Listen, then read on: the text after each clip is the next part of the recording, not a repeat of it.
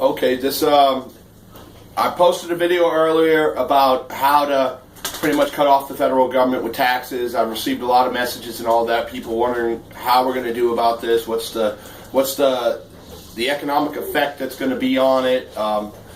Just a bunch of stuff. You know, right down to what am I going to do about my taxes at the end of the year? By you not paying taxes, it's not going to hurt you at the end of the year. The only way it's going to hurt you is if you don't put that money away into like a tax account for yourself, just in case shit does go south that you still have to pay taxes. Just pay it at the end of the year. It's not going to hurt you on a weekly basis. But right now what I'm going to do is I'm going to break down the mathematics of this situation and this is going to be based right now solely just on 1 week.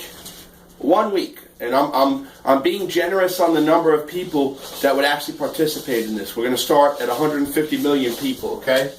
150 million people. All right? If they chose not to pay taxes for 1 week, based on a paycheck at $500 a week, okay, which is pretty much around $100 a week out of taxes, okay? All right, so 150 million people, okay, times $100. All right, $100, which I know you guys are already doing the math, so you already know the answer, okay? But based on 1 week, that equals $15 billion in taxes that the federal government would not get, okay?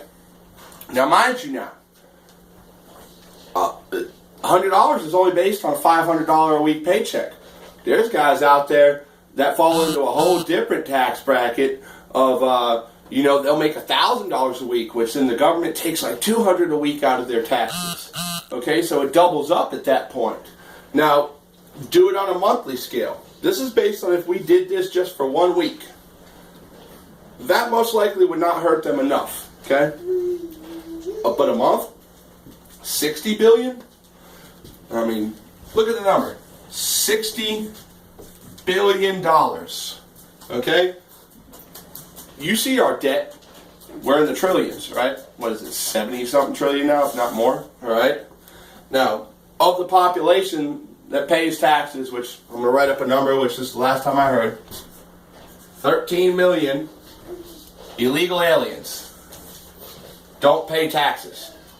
You're asking me why I'm putting that number up there. Well, what does that have to do with the situation? Well, a lot of these illegal aliens are getting what?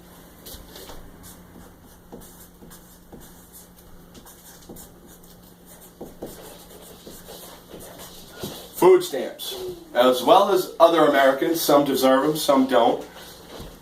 Taking money away from the government is going to take money away from food stamps, okay? I can see that as a good way to stop illegal immigrants, somewhat, okay? They do have a lot of employment. They have, they'll have ways to feed themselves, but right now they like the food stamps, okay? So that's one issue that's going to get solved with the illegal aliens. Now, everybody bitches about food stamps because every drug dealer in fucking America got 9 damn kids by 4 or 5 different babies' mamas, and they're all getting food stamps and everything, but they're living lavishly. So if you want to put an end to that, this is also a good way to do it. All right, $60 billion. All right, and if you want to stop the federal government, you got to stop paying them taxes. What you're going to need to do is set up a tax account.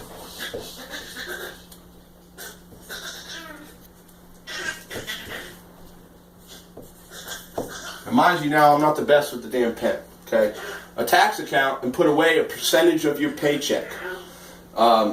Pretty much if you work and have a pay stub, you know kind of what you get out every week based on your overtime, or if you just work a straight 40-hour a week, put that in an account. I mean, if you want to go ahead and blow it and spend your money on other stuff, that's fine. But if you're worried about how it would pan out at the end of the year, just put it in a tax account, just keep it there. And, that's all you got to do. And then when you get your tax form at the end of the year and they're telling you what you have to pay in, just pay it. I mean, just pay it. But you never know where we're going to be at the end of the year. I mean, if we can do this on a big scale, we can hurt the federal government. We employ the federal government. They don't employ us. It's the other way around. We are their bosses. We pay them money.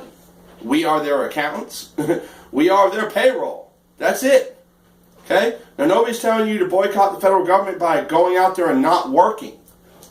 All right? This is a very, I guess, God, what's the word? Okay, if we do this, we don't have to assemble. We don't have to rally. We don't have to do anything else but go to work like we do on a daily basis. Okay? And all we're doing is changing our filing status. Just go to work on Monday, change your filing status to exempt. And if some people are wondering how to do that, you just ask your employer for a change in filing status form. They'll give it to you. You just change your status to exempt. Do it for a couple weeks. Everybody.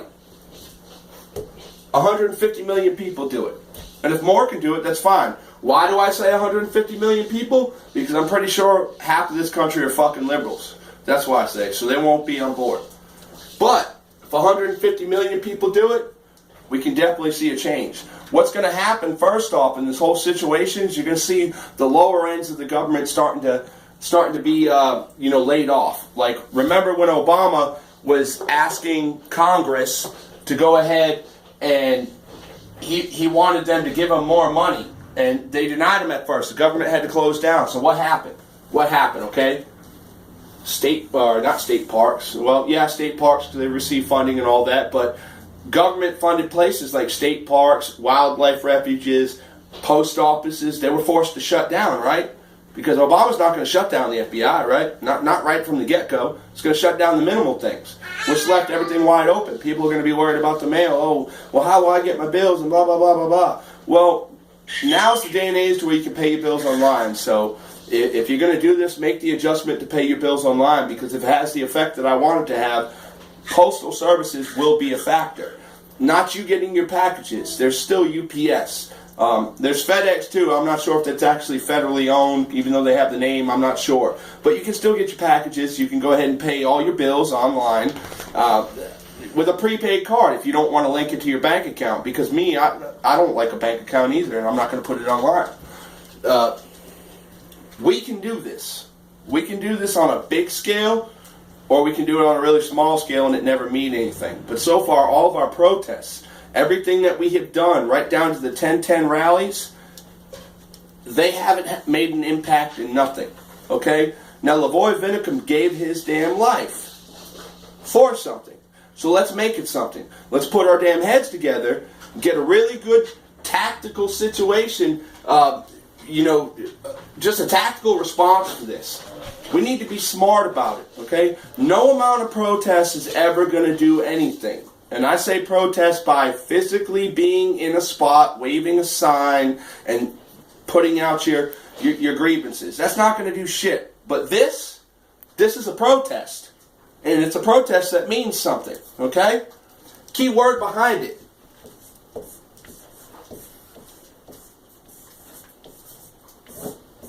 Bazinga. Okay? What does taxes have to do with it? All right?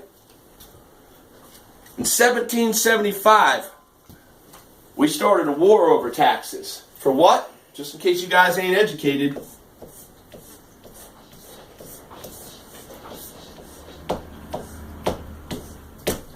Tea. You know what the war about tea was about? Because English wanted to tax tea more. Okay? So we dressed up like a bunch of Native Americans, we jumped on a fucking boat, and we threw that shit into Boston Harbor. That's what we did. That's when the revolution started. Over fucking tea. All I'm asking you to do is just abide by this for a couple of weeks. What do you got to lose for a couple of weeks? Let's say it fails after a couple of weeks and you got to go ahead and change back to your filing status. Most of you have just got to pay